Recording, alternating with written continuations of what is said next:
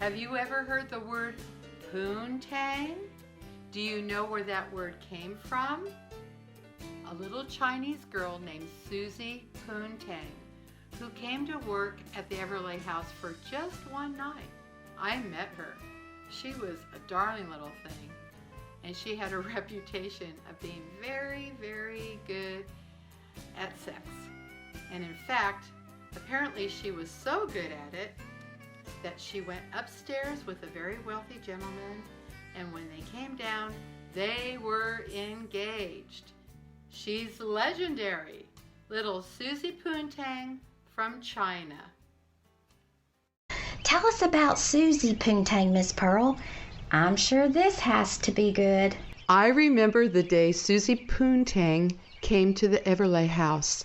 One of Miss Ada's multi-millionaire clients had been telling the sisters about an Asian girl working for Madame Julie at the Shanghai. He was quite adamant.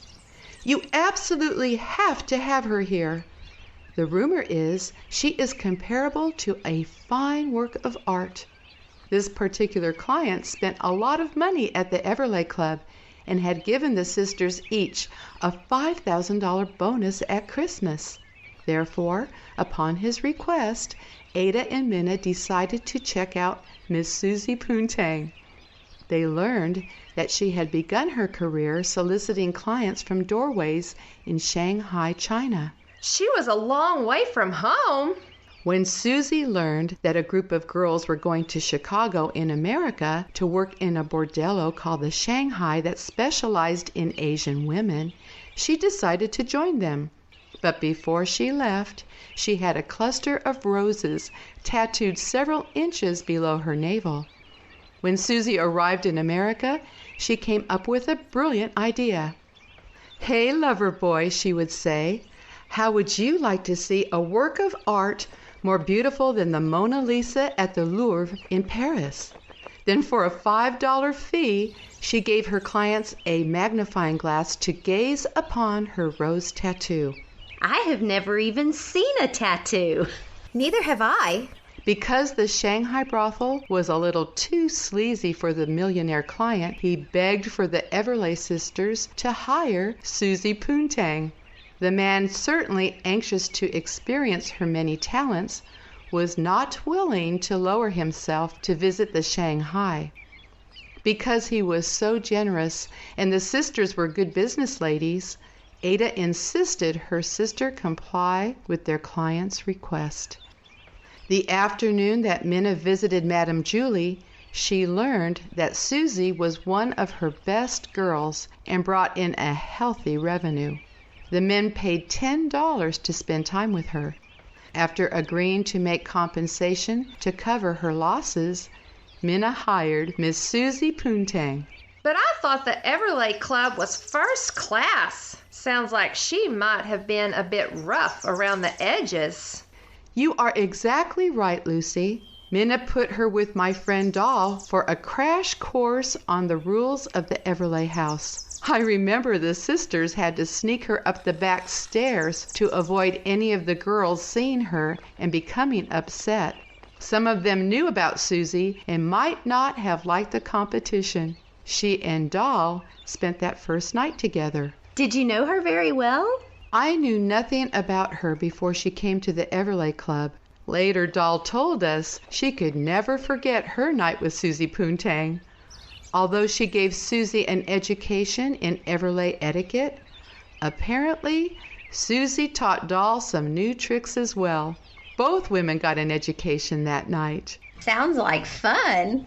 I must say, I did not have the opportunity to know her well.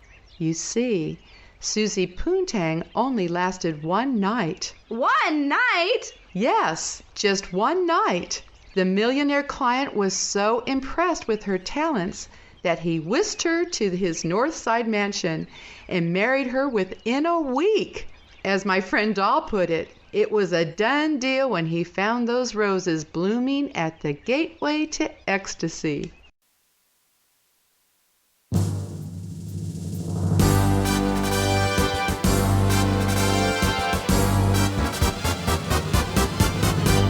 Suzy Poontang came from from China to Chicago way.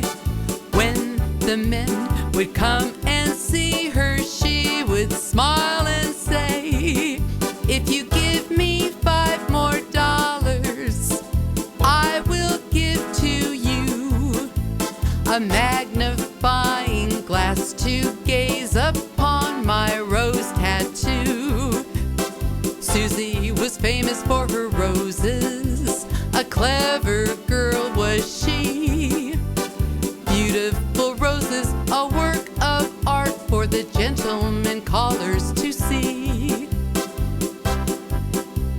A wealthy man heard about the talent she possessed.